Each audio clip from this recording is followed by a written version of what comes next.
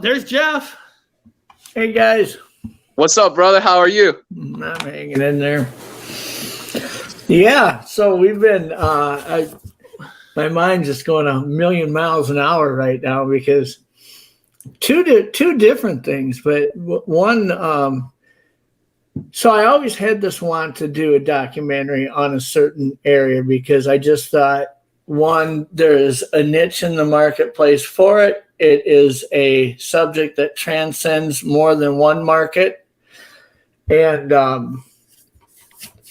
so I've been talking to Doug Hychek about this for a long time. Well, of course, we've got Legend Meet Science 2 on the plate. And I'm in the middle of, well, I shouldn't say middle, coming to the end of this, year-long research project. But I wanted to hit the ground running in the spring if we decided to do this. So I pitched it to Doug, and Doug loved the idea because it's about an area that's right next door to me. It's so crazy. I think I told Connor a little bit about this, but there's a place called Blood Run. Okay, talk about a great name, right? Blood Run. Sounds like a movie. This place was the New York Stock Exchange for Native American culture for the last 1,000 years in the United States. Okay, it was over the course of time, it was really big, like 500 to 400 years ago. It really kind of culminated, but there was a tribe, the Oneida Sioux tribe, that inhabited this area year round, okay? And it's right on a river, the Sioux River. And the reason why the area is called Blood Run is there's cliffs that hang about 100 feet above the river that have red clay in them, almost like Georgia red clay, And when it rains, it runs into the river and stains it. It looks like blood running down the river. And so they named it Blood Run, and that's what they've always called it for hundreds of years. But what happened at this site was there was about 10,000 Native Americans that were here throughout the year at different points because tribes from all over the country would migrate here. They'd send their chiefs, their elders, their head warriors to come here and trade their goods that they made from resources in their areas. They would work out treaties. They would declare war declarations. They would compete with each other in like an Olympics, And when they would migrate here, it'd take them a month or so to get here from a lot of their areas, on horseback. And when they'd migrate here, anybody that would pass away on the journey here or while they were here, each tribe had their own set of burial mounds. And right now there's 286 burial mounds there on about 300 acres. We're talking about mounds that have between 5 and 25 bodies in each one. Some of them where a chief's buried in the middle, they'll have the bodies are buried upright in a circle around that chief, like in honor. And every mound is artifacts and stuff buried in it. But these mounds, for hundreds of years, they were getting kind of pillaged the last 150 years. A lot of them were getting dug up and stuff back in the 40s and 30s. It wasn't politically incorrect to go dig up an Indian burial mound, And, but there's a lot of them that are still intact. Well, anyways, this land was owned by a gentleman named Buzz Nelson, and he was the father of a girl that I went to high school with. So I knew this guy. This guy was a crotchety old man, and he worked hard at maintaining that image, right? Because he didn't want anybody on his land hunting it. It's covered in forests and trees. And I knew the guy and asked him if I could archery hunt it. And he gave me permission to do it. I was the first one in like 40 years he'd let come onto this land and use it like that. And while I was there, I would sit in a tree stand, for 8 hours at a time in this sacred area, and just so many weird experiences. I mean, I really focus on the Bigfoot part of the research now, but I mean, talk about just the paranormal type. You got that many bodies buried in a place like that in a cultures that existed there for hundreds of years, almost 1,000 years. I mean, it's there's a lot of history there, and now it's just sat dormant as this forest, for decades. And so the state wanted to preserve this and make it this really honor this area. So the state came in and bought his land for $7.5 million. And then the Oneida Sioux got involved and said, we don't want you to turn this into a white man's playground. We want this to honor these burial mounds and the significance of what this land was used for. And so they weren't comfortable with calling it Blood Run. They wanted it to be called Good Earth State Park. So they named it Good Earth State Park now. Well, one of the interesting things is when the state went in there, Buzz would plant a 20-acre plot of sorghum. It's kind of like corn, and he never harvest it. It was just like in this little clearing in the woods on this level land, and he'd leave it there for the deer and the wildlife just to eat all winter when the winter would get hard. Well, when the state came in, they were going to build a couple $1 million multicultural huge building that would educate people who came there on this site, right? So the state went down there the first year they owned the land and bulldozed the topsoil off of this 20 acres of sorghum.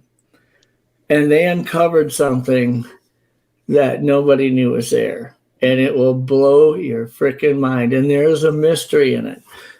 I'm not going to tell you all the details of that, but when they uncovered it, what they found didn't make sense. What was there would have taken 100 people by hand 100 years to create.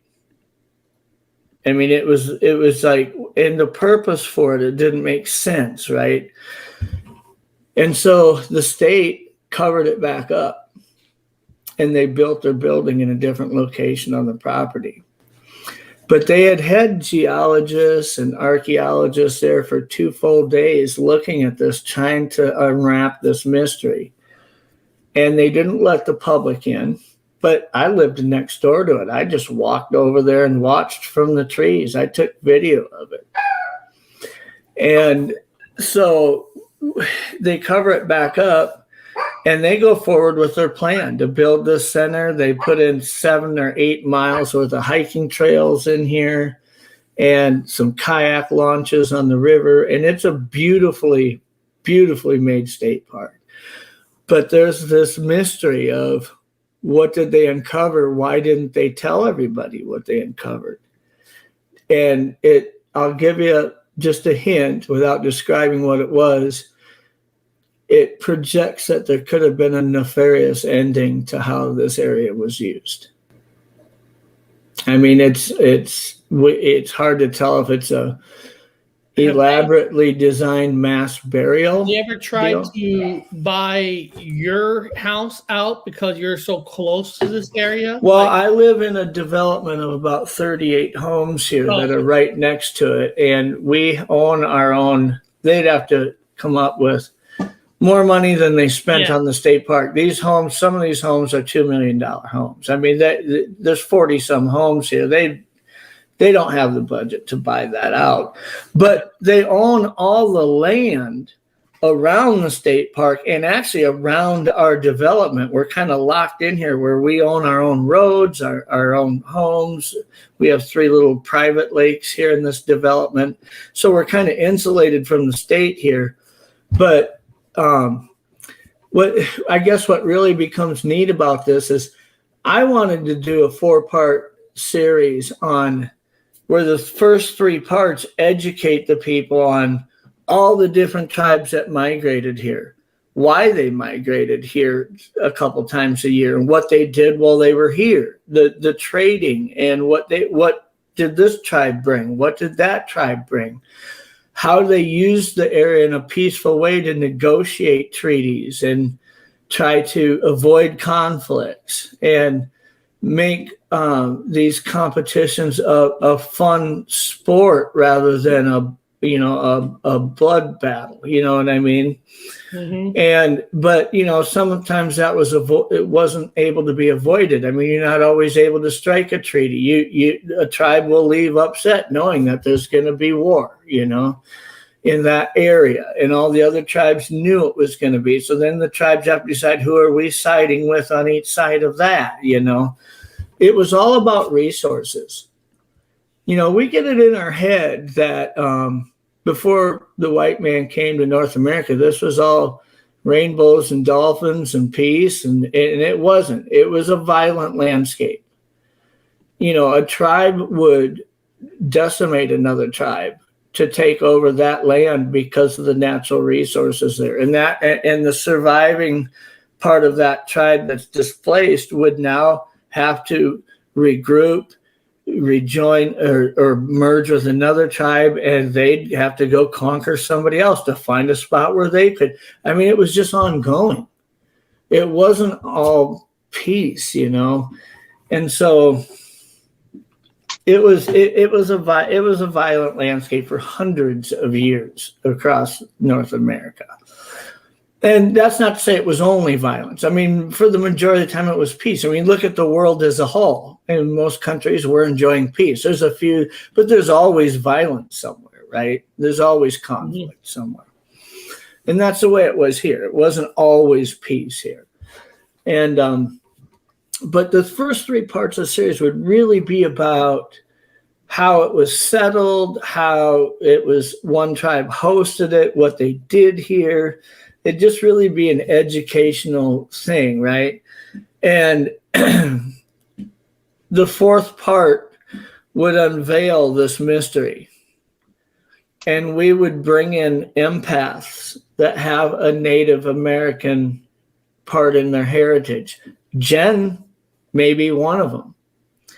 Jen has a very vast Native American part to her history from She Squatchers. But we would bring in some empaths to come out there at night on that area that they uncovered and spread out throughout the burial mound areas and simply ask their ancestors, what happened here? Tell us the truth about what happened here. What was uncovered? Why did the state cover it back up? Why didn't they really move forward and offer a plausible explanation as to, this is why we didn't build the building here, because we uncovered it and this is what we found and what was the significance of it? And I don't know. I honestly don't know what they uncovered but I know that when you're talking about something like this, you have to be prepared for it. It could have been anything, right? It could have been that plague came into that area and there's a mass burial. Could be that one of them tribes decided to absolutely ambush all the others. I mean, who knows? It could be that what they uncovered was a system of underground dwellings that they habitated in. But if that was the case, why wouldn't they have left it uncovered and excavated it and made it part of the significance of the park? The idea of covering it back up leads me to believe that there's a reason. It was going to reflect badly on one of these tribes that is still active, and they didn't want that. And so they just covered it up. So I figured, what's the best way to find out if nobody wants to tell you? I can't go uncover it. So we're going to bring in some empaths and we're going to ask these souls that have moved on and say, tell us the truth. What happened here? So it's going to be kind of like the whole, the missing 411 really started out as these people are disappearing. Why? There really wasn't a paranormal aspect to the first half of that documentary. It was just, why are they disappearing? Mm-hmm. And then all of a sudden they started introducing the whole missing person, Sasquatch sightings, yada, yada, and these dots and clusters. and the Sierra sounds and all these things they brought in, right? The translucent creature, the shimmer that the band and that woman saw. That's kind of the way I'd want to bring this. Is we're going to present it as an educational documentary that takes that weird, unexpected turn at the end of what was under what did they see? What did these archaeologists in 48 hours see that they decided we don't want to deal with this? They covered it back up and they moved on. And if you go up to that park, there are signs that tell you, interactive displays that tell you all about the spiritual significance of this area. There's nothing that tells you about what was underneath that ground when they uncovered it. So I think that the documentary would be well received because you're not only addressing, first of all, there's nobody out in the Native American culture that's really putting out material like that. I mean, it's a misunderstood. Most people really don't get Native American history in the United States. So, I mean, it's going to be cool to involve these tribes and their elders in the telling of this story of why they were traveling there, what they did there. It's going to be so cool. But now all of a sudden you're going to also appeal to that paranormal market that's saying, hey, there's only one way to find out the truth, right? Go to the dead people and ask them. I love it. I mean, that's the idea, to get everybody together. You said exactly like why I like some there's some tours that I like where they tell you the real history first.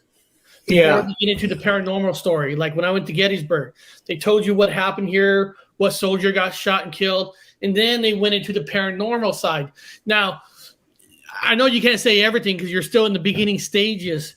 Now, is this kind of an idea of a documentary where it's a YouTube? I'll tell you, when I pitched it to Doug, I was like, dude, I want to go out there with like this somewhere between Napoleon Dynamite and Blair Witch, right? I mean, that type of production value, you know?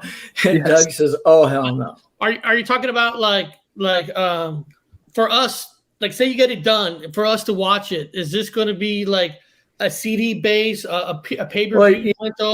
That's where I'm going with this, is I wanted it to just be like the little cult type and cover it up. Maybe Netflix picks it up, you know, whatever. That's cool. I wasn't looking at it as a big profit generator, just an opportunity to really put a basis out there and tell a story that had a cool twist.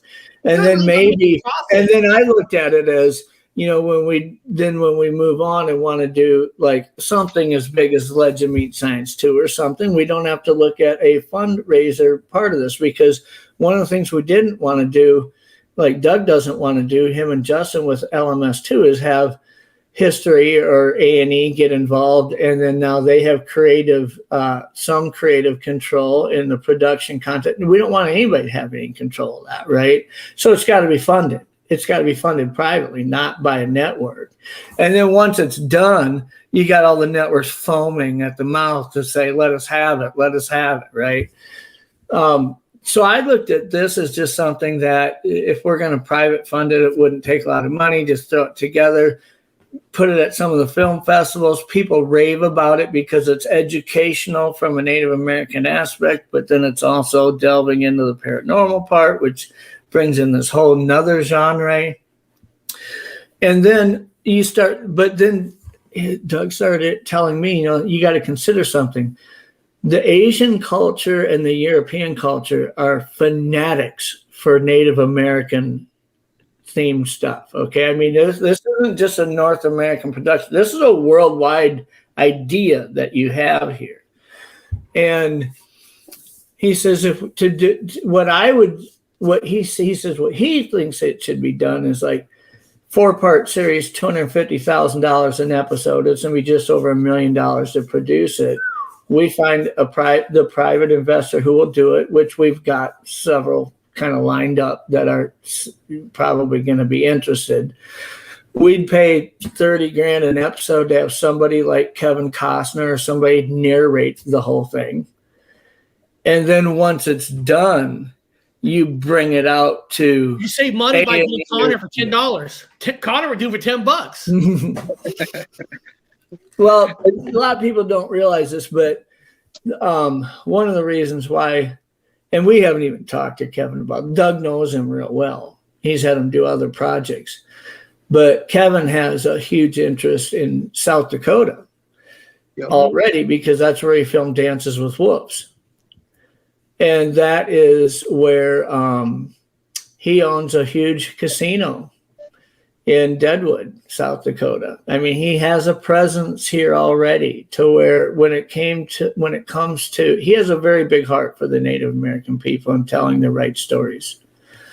And so I think that would be just a natural fit, to be honest with you. I don't think you need a big famous name doing it, but when one already has a passion for what you're doing, I think it probably would be hard to ignore that natural fit, you know. But so now, I mean, that yesterday I'm thinking, hey, cult following, we throw it out on DVD, Blu-ray, and see if Netflix nibbles.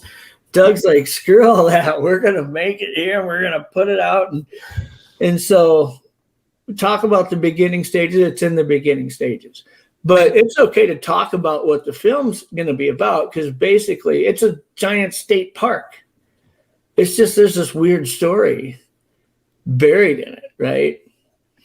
And the story could be anything from they didn't have the money to excavate it. They had a project set aside where they bought this land for a lot of money. They're building this big, expensive building.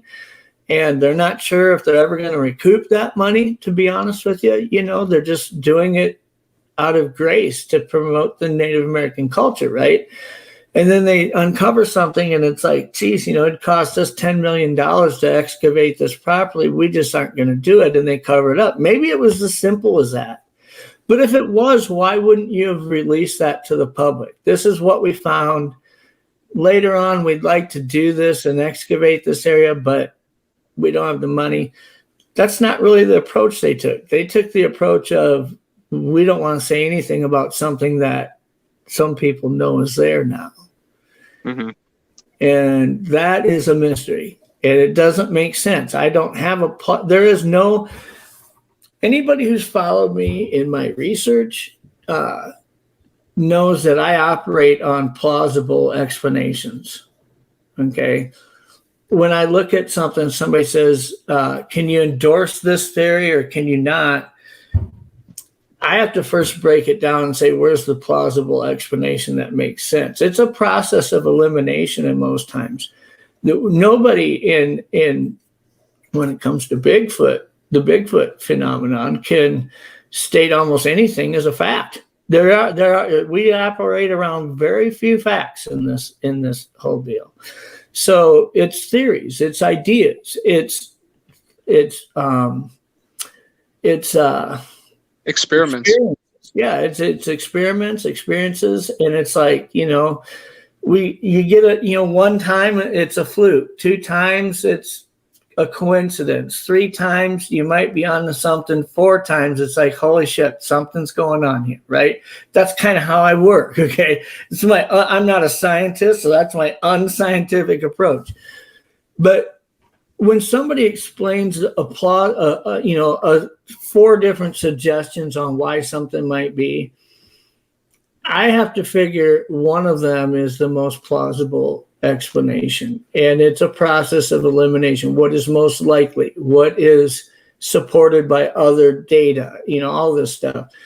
And I haven't heard any explanation for what happened over there that is remotely plausible to explain it.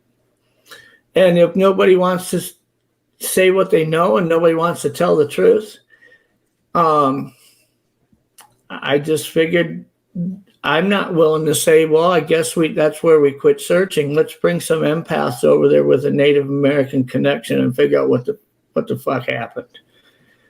Heck yeah. Because something happened. I'm definitely leaning towards something happened too, because I think Native Americans have so much more depth than they're even given, and someone taught them about the medicine, the spirituality, and I think you might have found the Mecca where all of it combines. And I've done some reading saying there was serpent mounds over there and other chemical So there's some special stuff over there in Blood Run. Actually, back in the 1880s, or when they were running the railroad from east to west, and it was a race,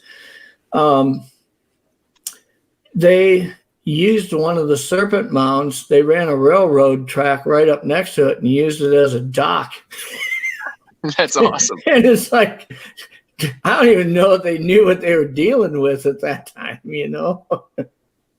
Curses, man, ancient curses. And anybody that doesn't know, Doug Hychek is Jeff's, research partner and buddy and just all around teammate. And Jeff is just so modest and just humble, just because, guys, Doug Hychek created Monster Quest. Like, he is up here in this industry, and Jeff just, talks calmly like it's all, normal and stuff. And Jeff, I love that about you, man. You're making such leaps and bounds in this industry, in this community, and you're doing such great things and in the groundwork and also behind the scenes. And man, just keep it up, keep the pace going, man, because it's special stuff. Yeah, I think that first of all, a year ago, I'd never met Doug Hychek. To be honest with you, I had my encounter in 1987. Spent 30 years in the military, and once out of college at Columbus College, I went to Columbus College, and after that, I started building a sales career, a real estate career, an investment career, all that. And I had a lot of people that I worked with, a lot of business partners that I couldn't come out and say Bigfoot threw a log at me. I mean, they wouldn't have worked with me anymore. I was married for 22 years to a woman before I told her about my experience, because I thought she'd think I was crazy and she'd leave me, right? And finally, I think it was on my 50th birthday, I was sitting out on the dock thinking about my career. We had just closed this huge deal, and I thought, I'm content. My kids are, coming into high school. I'm not worried about where do I get the money to put them through college. And I just kind of got to the point where I don't give a fuck if anybody believes me or not. I really don't, right? And so I shared my encounter with a couple hunting guides that I work with. And one of them was like, dude, you've got to tell this to people. And so it kind of spurred me to start doing more research, especially once I ended up in the northern Minnesota area with it. We built a house up there and on a lake. And I was in that area where all of a sudden this is an area where I'm hearing about sightings and I'm hearing about experiences. And I met Doug Hychek online and sent him a message and said, I'd like to tell you about something that happened to me. And I sent him my whole encounter just typed out. It was probably 6 pages long, And he got back to me in a couple hours and said, I've probably heard a couple thousand encounters in my life. And I've only heard 2 of them where somebody was actually physically attacked by one, to where they could tell the story in detail and remember every account and remember every moment of it, and wasn't there alone. It wasn't just their word. They were with 2 other people that were there and seen this creature. And he said, yeah, you need to tell us. So he all of a sudden, like Cliff Brackman and other people in the community had started hearing about it through just sharing it with Doug. And then I got online and shared it with on a couple small shows. And that's the only shows I've ever shared it on, smaller ones. I've been asked to share it on real big shows. And quite honestly, I don't do it because I don't want it to just be something that people listen to for entertainment. And it's not an entertainment value thing. It's not Hollywoodized. I've shared it on Cornell Hannity's channel, No Such Thing. I've shared it with Joe Snyder's channel, Western Bigfoot, Western New York Bigfoot investigation group. I've shared it on Doug's Untold radio show. I'm going to share it, with these smaller followings that really have, when you look at the chat, a lot of these people are out in the field. A lot of these people are trying to figure it out the same as we are. And those are the people that I think can learn from my experience and take from it and say, ooh, I can apply that to what I experience or what I see or whatever. They're not just listening to it for the shock value. You know what I mean? Mm-hmm. So, but yeah, Doug was a year ago. I didn't personally know Doug Hychek. It happens that he lives in my state. He's a couple hours away from me. And because of that, we just started communicating. I started bouncing ideas off him. And he realized I had a different approach to this, that I was not looking at what works for everybody else and then applying that, because that's just operating inside the box. And we need to get we can't solve the mystery if everybody stays in the box, right? So I was looking at what isn't working. And then I was coming up with what's the plausible explanations for why it's not working. And then we start exploiting that. Why are there 1 million game cameras out in the forest right now? And in 24 hours, not one of them has a great picture of Sasquatch. I mean, in 24 hours, we've got 150,000 pictures of deer, clear as a bell, bear, everything, right? True. What's going on here? And that's when I started looking into not just an infrared flash or a sensor or a signal that maybe it can sense. I started looking at is when it sees that lens, is there a UV coating on the lens that looks like a firefly in the night if you have UV vision, like an orange firefly or a blue firefly? That camera may be well hidden. It may be against a tree. It may be camouflage, but that little lens from a quarter mile away looks like a street light in UV vision just because of that UV coating on it.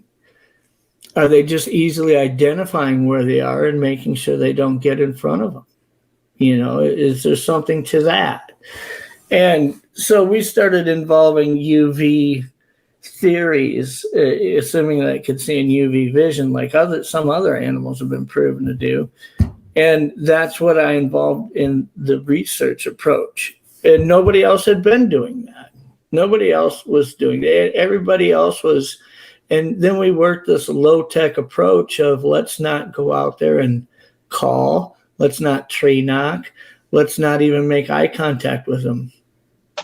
Let's just go out and leave things that they might be interested in, try to condition them to keep coming to the same area over and over and over and making this area part of their routine. If you go in every Thursday and leave stuff and pick it up every Friday, it doesn't matter if they live 3 blocks away or 30 miles away. Wherever they're at, they're going to be there Thursday when that stuff is left. And then that 24 hours, that site became part of its routine. And finding the right site to do it took some time. I mean, I was going out doing a very unconventional thing with a ball, playing with it. I'd walk into a clearing that was so remote, and I'd play with the ball for a half an hour, and I'd leave it in a specific spot, and I'd come back the next day, and it wouldn't be moved. So I'd take the ball and kayak up the river, find another clearing, go out and play with the ball for a half an hour, kicking it, throwing it in the air. I was laughing at it. Looked like I was really enjoying it. And I'd leave it in a very specific spot, and I'd leave, and I'd come back and wouldn't be moved. Finally, one day it was moved. And it wasn't a bear, wasn't a deer. It was moved 80 yards. It's a very lightweight rubber ball you'd buy at Walmart for $2. If a bear pressed on it, it would puncture it. And when that was moved, I thought, this is the site we're going to try to start doing this in. I mean, nobody was approaching this way. They were going out hollering, seeing if something would holler back, or knocking and see if something would knock back, which when that happens, that's a cool experience. I mean, I'm not robbing anybody. That if me and Connor and Gypsy went out all night and we were screaming in the night and something screamed back, dude, that'd be freaking cool, right? Yes. But we haven't advanced the science. I mean, we've got a cool story to tell, but we didn't advance the science at all. So, you know, that's how I met Doug. Was just I had a different approach stuff. I was bouncing stuff off of him. He was so intrigued by it. He's like, dude, this is something that's different. And then we kind of brainstormed on how to collect DNA samples by the things we leave. And that started working. We started getting sebum smears and fingerprints on the ball and other items and hair samples. And that's when it was like, holy shit, dude, this is happening week after week after week at this site, you know. So it's been fun. It's been fun telling people about it, kind of taking them on the journey without trying to tell too much. I mean, I don't want anybody to figure out exactly where it's at. But we've ran into some roadblocks in it. Really, the goal was to end this thing with the ultimate betrayal and fill the place full of electronics and cameras and hidden cameras and audio recorders. And we've collected DNA over 5 months. Let's see if we can get the picture too, or the video on top of it. And if we do, we do. And if we don't, we don't. But we've got them so comfortable with this area that there's a high probability that we could probably do it. But there was other things that started happening. I was in my driveway. I'm on your horror show telling this. This isn't even about a horror movie. No, this is perfect. Real life horrors. But I was standing in my driveway in Park Rapids, and it was in the evening. It was just starting to get dark, and a vehicle pulls up at the end of my driveway, and I'm loading up a kayak that I'm going to be taking out at 5 a.m. to this area. Because I got a kayak like 8 miles to get into it and then 8 miles to get out of it. And I was loading up the kayak, and this vehicle stopped, and somebody took a picture of me. And they drove away. And it was two guys that had probably in their 30s, military haircuts, like my length of hair, dressed in golf shirts in a brand new Suburban that had no license plates on it. And I thought that was really odd. No, well, you're a good-looking guy. That's why they took a picture. An hour later, I drove into town to fuel my truck up, and I seen him parked across the street watching me. So I came back and I backed the whole rig into my Morton building that's right by the lake house. And once it got good and dark, I walked over to the neighbor's house. Now my neighbor, I have an interesting neighbor. I often thought that maybe he, for a living, he just kills people because this guy works for a security firm, and half the year he's in Jordan. He's kind of this black ops security stuff, right? He has a military background like me, but his was way more advanced than mine was. And I went over and said to him, he has a big garage, a quadruple garage. I said, do you have your truck in your garage? And he said, yeah. I said, I'm going to pull a kayak over across the backyards and put it in the back of your truck. And I'm going to come over at like 4 a.m. and take your truck. And he said, okay. And I said, I want you to follow me, and because I want to know somebody's following me. So he came, and this guy I have a C5 flare that I use with some of my other camera equipment while I'm kayaking. I don't bring it into the area. But he followed me and said nobody was following me. But when he got to the research area, he stopped like 2 miles short and walked that whole distance through the trees and sat there and watched me unload the kayak and start paddling up the river. And he's watching with his flare, and there was a drone flying over me. And we're like way out there, and he doesn't see any other vehicles. He can see that lithium battery just red hot on this heat signature. And the drone followed me up the river until he couldn't see me anymore. And he texted me and said, there's a drone over the top of you. And I'm like, what? So I take my little FLIR C5 and I'm aiming it up, looking around. My FLIR C5 is connected. I have an iPad that's in a waterproof case here. And it's mounted on a RAM mount on the front of my kayak. Full color display, it's 11-inch. And while I'm paddling, I can use my C5 connected to it so that when I point my C5 around, I don't have to turn my head and look at what my C5 is looking at. It's about the size of my cell phone. So, and when I point it somewhere, it's showing up on my display.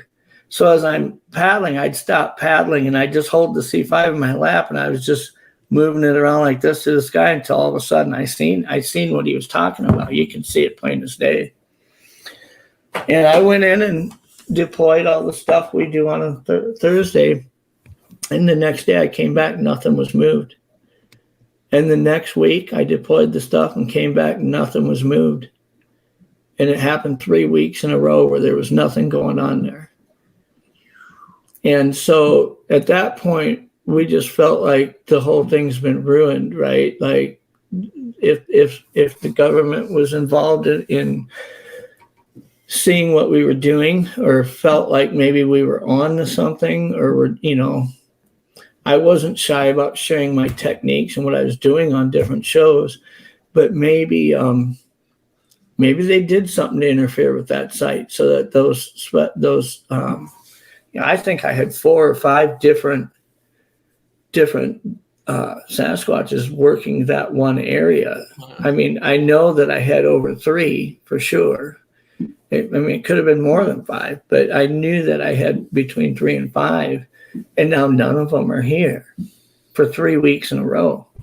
Could be coincidence. I mean, things happen. The berries dry up, whatever, but usually that, in my mind, a plausible explanation would be if it was the berries or something like that, they'd move out of the area and they'd realize the berries are dried up everywhere in this area and they'd be back. They might be gone a week, maybe even 2 weeks, but it wouldn't go a month, right? Well, then we had a week, that 4th week, stuff was moved again and they were back. But since then, we've gone 2 weeks at a time with no movement. And I just keep wondering, is something being done to this area that for at least a certain amount of time, they don't want to come back to it, So people always say, well, when are you going to do this ultimate betrayal? When are you going to? I don't know. I mean, I kind of feel like now that we've reached that window where we were going to do it, since I'm suspecting that something or somebody might be manipulating the site in some way. I don't know how we're going to end it, to be honest with you. I don't know if we're going to do it in 2 weeks. I don't know if we're going to just try to keep them there all winter and end it in the spring or what. I don't know. But it's disheartening to go to that area when week after week after week after week it was so active, and all of a sudden it's like 2 weeks in a row. It's like nothing's been here, So kind of flying by the seat of our pants right now. But when you have the finished product, it's going to be freaking awesome. Well, that's what I'm trying to achieve. I mean, we've got the DNA, right? We've got the samples. We've got what we need to put forth to the multiple labs that we've got lined up for Doug and Justin have for Legend Meet Science 2. They're going to look at these things the way nobody's ever looked at them, and it's going to be triplicated to where it's one lab, one set of scientists, and then those samples in a second lab, second set of scientists, and then they're in a third lab, so that people can't say, well, there was somebody involved with that lab, that just like the Ketchum deal, she had somebody involved that wasn't this, she wasn't the science, okay, screw it. If you think that lab was tainted, what about the other 2 and the other 3? If they all start finding the same things in 100 different samples and the genomic makeup is identical between sample 3 and sample 41 all across the board, at what point can you just say this is all bullshit if you're going to try to poke holes in it. It was 3 different labs. It was over 100 samples collected geographically all over the country, right?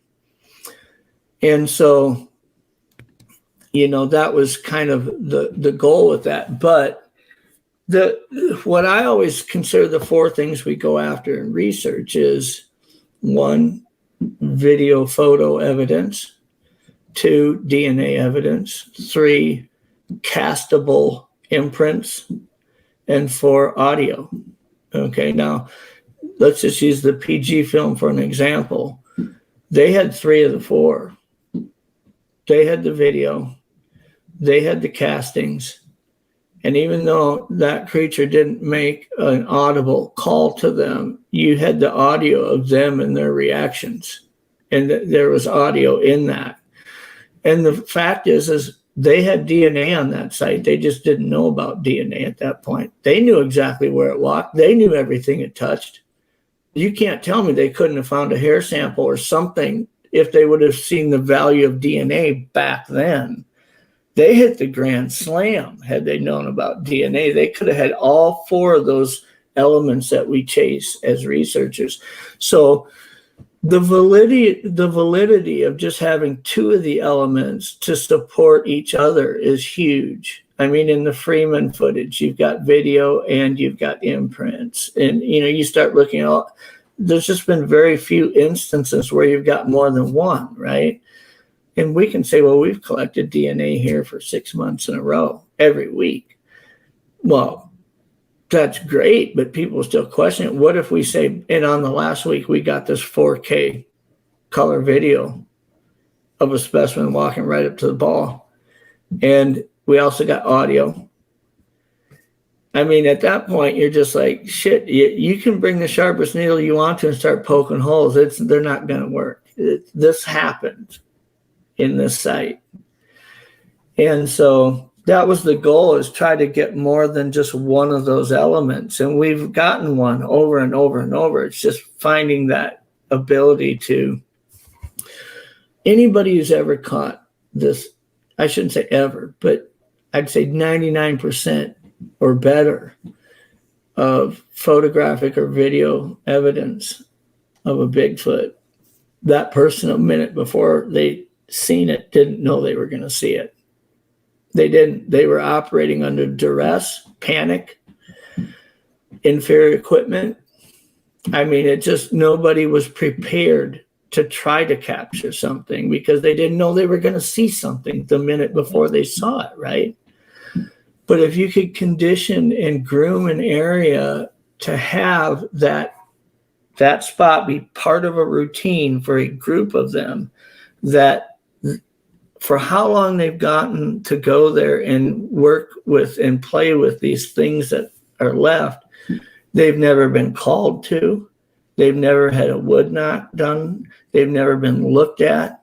They've never been approached with IR sensors, anything battery operated, any cameras. They have been in control of that area the entire time. So the ability to all of a sudden rig that area and catch them with their ass out, nobody's ever really created that scenario before, ever, that I'm aware of. And that's really what we were trying to achieve here. And like I say, when an outside source gets involved and you go 2 weeks and there's nothing happening and you see a drone and it's like, I'm not big on I have my own conspiracy theories, but I'm not really big on proclaiming them. From a research standpoint, I've got my theories and I don't usually proclaim them. I just keep trying to build the evidence on the backside of it to make them more than what they are right now. And when I look at what could be happening to this site based on what I've seen so far, I think the integrity of being able to go from A to B and get it over with the way we designed is now kind of flying by the seat of its pants. So, but I'm just cautiously optimistic at this point. I'm not going to lose hope in it. Sounds awesome. And in my opinion, there's nothing wrong to even try to make a little money on it. Just because what I'm saying is, if you got a show, like you said, I know Netflix, nothing's a sellout. It's because to do more documentaries, you need more money. That's just a fact. You want to do a bigger project, you need more money. It's like when people used to say, that band sold out, they went to a major label. No, they just secured their future to be able to continue making music. I use the Nickelback analogy. Everybody, so many people hate Nickelback, and they say it's because their songs sound the same. You know what? They found a sound that kicked ass, and a lot of people liked. And they duplicated it, and they kept doing it. Business longer. And I'll tell you what, though, you ever go see a band live? You want to hear a band that sounds as good as they do recorded when they're live? Go watch the videos of Nickelback and Sturgis live. I mean, the band was incredible performing live, and their songs, they had kind of that same feel. But you know what? It's like you get too much of one thing, people just don't have a tolerance for it, right? They want it to be different. They want it to come from a different angle. And like Doug shared with me, he says, shit, if we would have done this Native American project 2 years ago, you know how much money you would have made off of that worldwide? I mean, you get $1 million investor comes in, he's going to get his money back. He'll get it back probably 3-4-fold. And then if me and him own the production company that made a 4-part series that was a hit in Japan and Europe and North America and all this stuff, to do more, we wouldn't be sitting here asking for money for LMS2. You put out a mainstream product that is profitable and can now fund all these fringe things that you want to do creatively. You don't need somebody with a big pocketbook to say, hey, I'll help you do that. I don't need anybody to help me do it. We can ride from the success of one big mainstream project, right? And that's kind of how I would approach this Native American project. And if it's profitable, it might allow us to be able to do some of the other things that aren't easy to get funding for. Exactly. But it's just like the day when I made that's a wrong one, that's a wrong screen, that's bad, that's a rookie mistake, nobody's gonna give me money now. Where is it? When I made that wonderful movie called Death All Around Us with me and Dr. Wu, every director wanted us in Hollywood. We said, no, we're going to stay real. Yeah, right. Nobody watched my piece of shit. Yeah. So I was talking to a friend of mine today who has a band that had a song that was, remember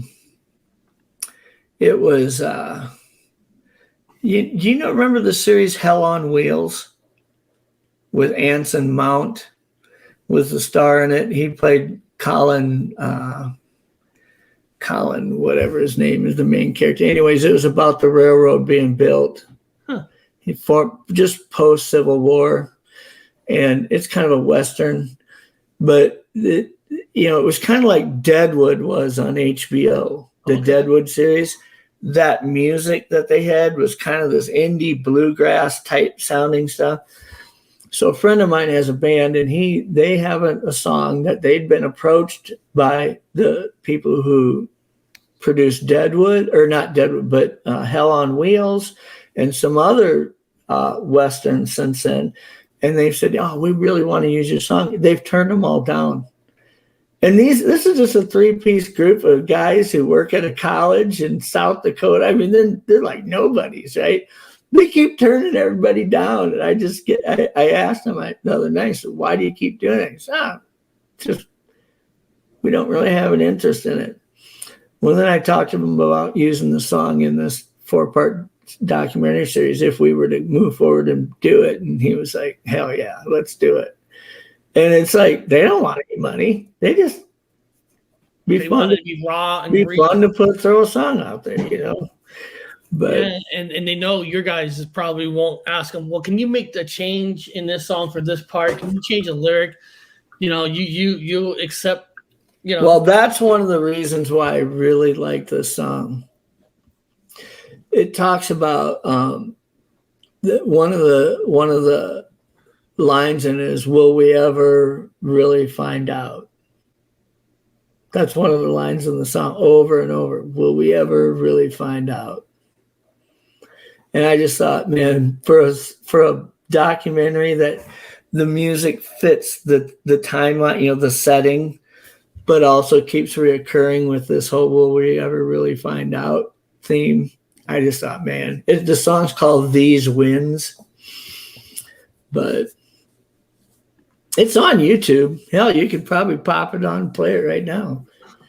This is probably copyright. No, they won't. Well, I don't think it'd be a big deal. It's the Tinderbox is their band, the Tinderbox, and the song is "These Winds." Type it in. Let's see. So they're called Tinderbox. Yeah, the Tinderbox. 2 words: Tinder space box. These Winds. Let's see. I think I got it. Let me see. Let me show you. They got a British and Canadian symbol. No, it's TINDER. TIN. DER. Put TINDER box and then put "These Winds" after it. Type "These Winds." It's WINDS. I'm sorry. I was spacing. So it's not TINDER. It's what? You're right. TINDER box. Then it's "These Winds," like the winds of change. WINDS. There you go. Now you'll find it. So scroll down a little bit. It's right here. Yeah, that's them doing it live there. You can play that one. That's a pretty good one. This one's off their album. For a movie like we're talking about, or a documentary. It's kind of cool because you only got 3 musicians, but the song sounds full. Yeah. You think that actually there. Actually, the other video, it's kind of cool to see. The other video that was right before this one on that list shows them actually playing it. When you see how they do it, it's like the lead singer plays guitar and he's playing a kick drum in front of him. And it's just one of them plays a trumpet, another one's playing a banjo. And it's like, it sounds like there's 10 people playing in this thing. I know. Well, but I actually I gotta go pick up my daughter from school. No, it was. I'll tell you what. First, I want to apologize for getting off the horror topic. But well, Dune's not really a horror movie, but no, I just think that the idea for this documentary, it being a 4-part series, to morph it into part 4 being so paranormal landscaped through it is just really gonna. And who knows? Because I don't know what these empaths will uncover. There may be a horror aspect to it. Hey, you never know. Are you going to be on Mongolian Monsters show tonight? Well, he was last night and he's tomorrow night. Oh, that's right. Thursday. That's right. I need to quit getting on his show because I feel like people are just sick as That's right. But he puts his link up and he's like, "Hey, people, pop on," and nobody's popping on. And I'm like, shit, I'll pop on. But Wednesday is usually Chasing the Truth with Sean G. He does his on Wednesday. Yeah. That's right. And then tonight I'm with the She Squatchers. So what time is that? What time is that one? I'm not really familiar with their format. I'm going to try to explain it.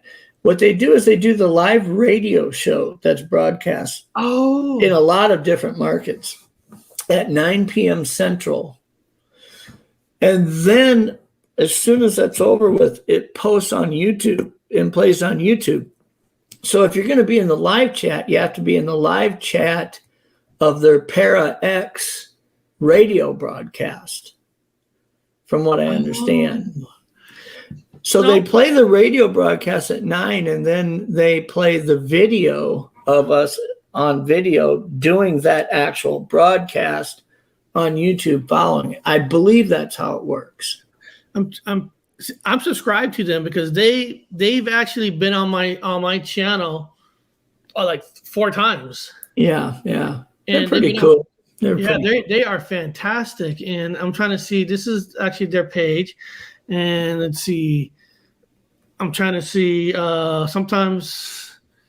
But when you find them on, if you go to their Facebook page, they have the whole link for the show tonight. Oh, that's true. They got a so they'll broadcast on radio, and then it will pop onto their YouTube thing saying, "Here's the show." So I suppose that would be like 10 or so.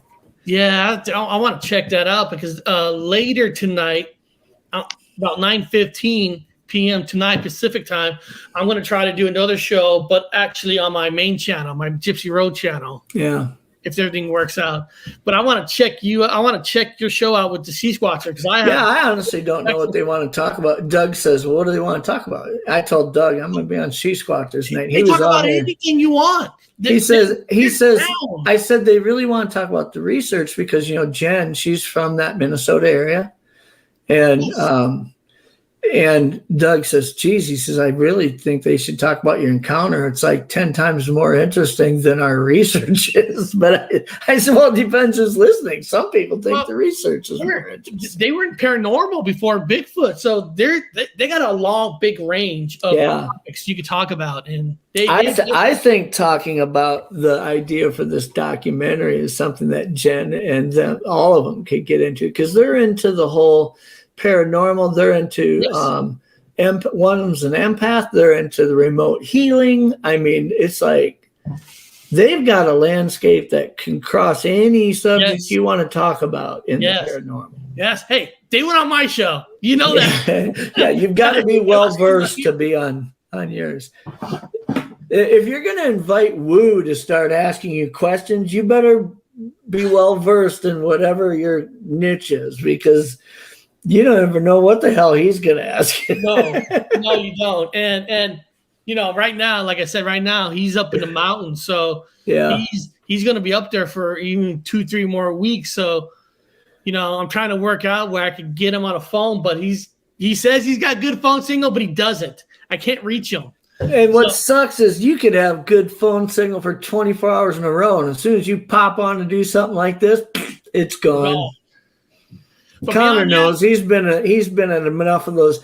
You go to something like what you guys did over in Tennessee. Everybody gets this first thing. You got 10 people on one outing that all have shows, right? Well, all they want to do is live broadcast and share. And for like 2 days, nobody was broadcasting shit because nobody could get a signal. But beyond that, I do got to get going to pick up my daughter. Right. I want to thank Jeff and Connor for coming on. You guys are fantastic. It's always a pleasure to have great people on and tell us stories. I mean, there's no money you put on that. No.